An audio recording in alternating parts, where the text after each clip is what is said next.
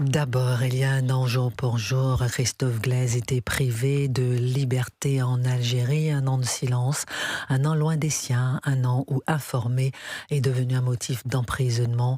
Quand un journaliste est détenu pour son travail, ce n'est pas seulement un homme qui est privé de liberté, c'est le droit d'informer qui est mis derrière les barreaux. On a le poste de David Lisnard qui rappelle effectivement qu'il y a un an jour pour jour qu'il est condamné, emprisonné pour apologie du terrorisme en Algérie. Il est en effet en prison, je cite toujours le poste de David Lisnard, le maire de Cannes. Depuis son arrestation il y a 25 mois, son portrait est dans l'entrée de la mairie de Cannes. Avant peut-être notre premier sujet, peut-être une réaction, Gabriel Cluzel, Karim Aloum. Moi, j'avoue que sur l'affaire Christophe Glaise, je ne comprends pas, je vous le dis franchement, que nous soyons si passifs. Voyez, je me souviens d'un temps lointain quand j'étais enfant dans les journaux télévisés, il y avait des photos des journalistes qui étaient retenus en otage.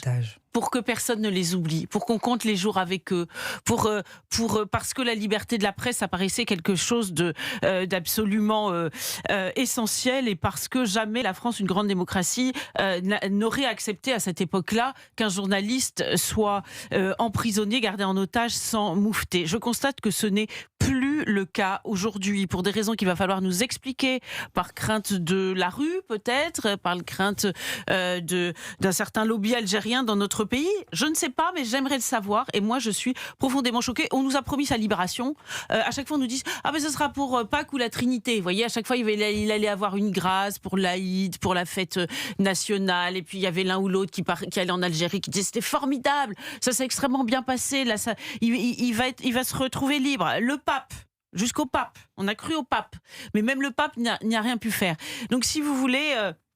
moi, je trouve que ce non-traitement, parce qu'en fait, c'est de l'oubli, c'est du silence, est très choquant. Gabriel Cluzel sur Europe 1. Karim Aloum, Christophe Glaise en prison depuis un an. Effectivement, notre confrère est en prison depuis une année pour avoir exercé uniquement son métier, détenu en Algérie par une dictature, parce que l'Algérie est une dictature, qu'il utilise comme monnaie d'échange pour faire pression sur la France ou sur, y compris d'autres pays européens.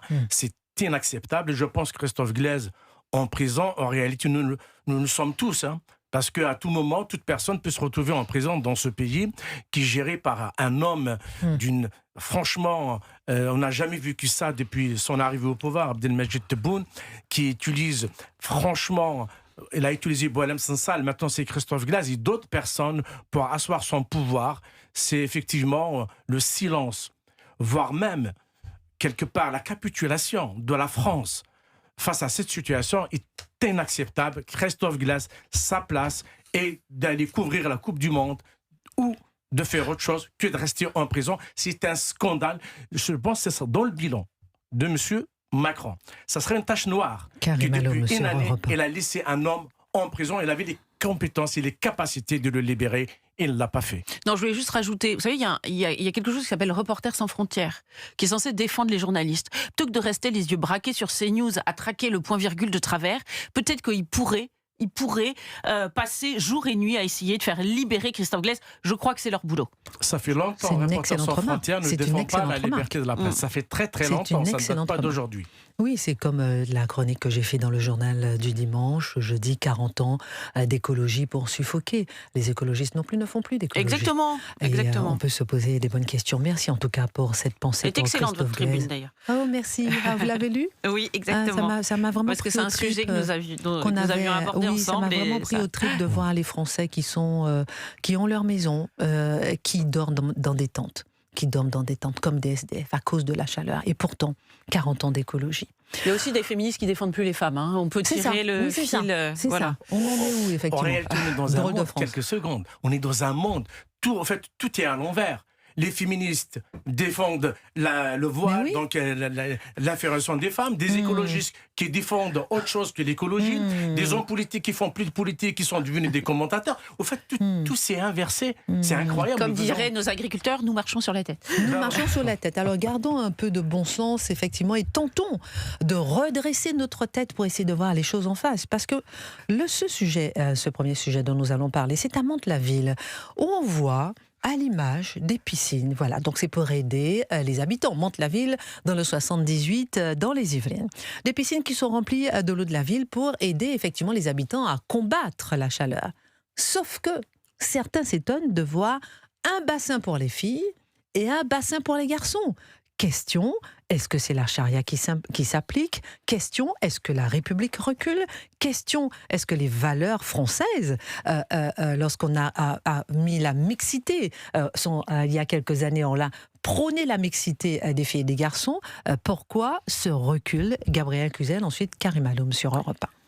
De feu, nous pouvons légitimement nous poser la question de savoir si ce n'est pas un contournement des lois des piscines municipales. Vous savez que ce sujet de la piscine, de la tenue dans la piscine mixte, de la mixité, du burkini, etc., anime tous les étés. Mais là aussi, c'est une façon d'avancer. C'est comme les débats sur les abayas à la rentrée scolaire. C'est un peu des marronniers saisonniers, mais ça fait avancer un agenda. Ça fait avancer l'agenda d'un islam radical qui s'installe dans notre pays. Et c'est évident, c'est d'autant plus compliqué que c'est difficile de contester, parce qu'on va nous dire voilà, vous allez chercher des poux dans la tête des gens, alors qu'en réalité, ils ne cherchent qu'à se rafraîchir.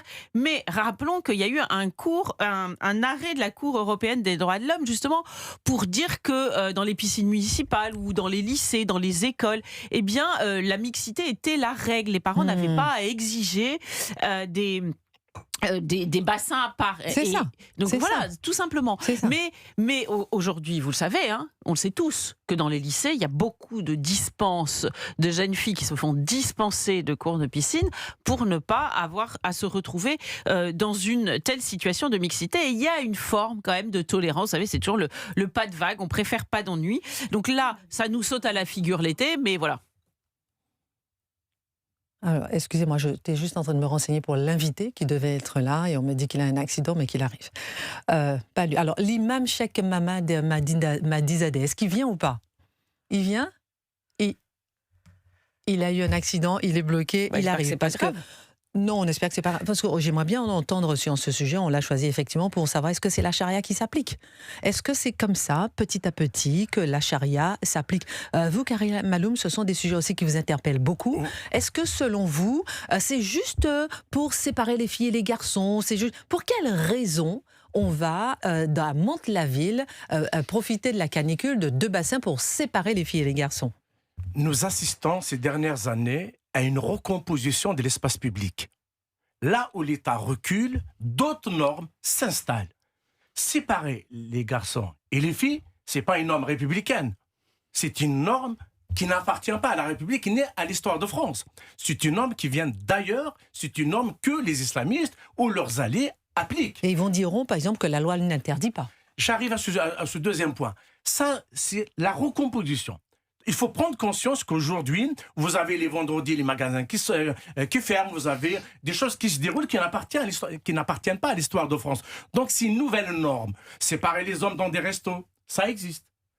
Appliquer la charia, il y avait même une fois chez Morandini, on avait une histoire où une société a appliqué, a dit, les hommes n'ont pas le droit, qui faisait de la sécurité de ne pas venir secourir les femmes s'ils sont en danger. Oui. C'est l'application de la charia. On en avait parlé ici.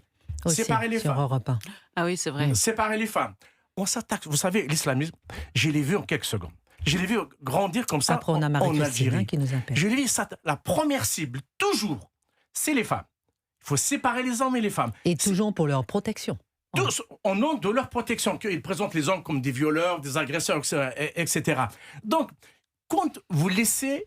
Le maire l'a organisé ou pas, je ne sais pas. Le fait de laisser une séparation entre les hommes et les femmes, les garçons et les filles, ça, même si c'est minime, certains vont dire c'est rien, c'est pour se rafraîchir, pour terminer, mais ça se transforme en précédent. On a Marie-Christine qui nous appelle de Lyon. Bonjour Marie-Christine, vous nous appelez de Lyon. Bonjour Christine.